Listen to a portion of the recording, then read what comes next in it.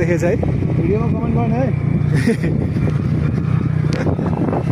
ल हेर्नुहोस् साथीहरू हामी अहिले मानुङकोट गएर फर्किरहेका छौँ र हेर्नु त कति राम्रो दृश्य यहाँ सनसेट भइरहेको छ निकै नै मनमोहक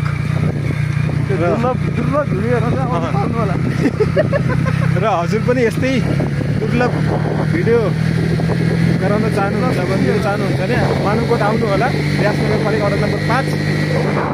आजको यात्रा हाम्रो एकदमै निकै नै मनोरञ्जनका साथ एकदमै अविस्मरणीय रह्यो।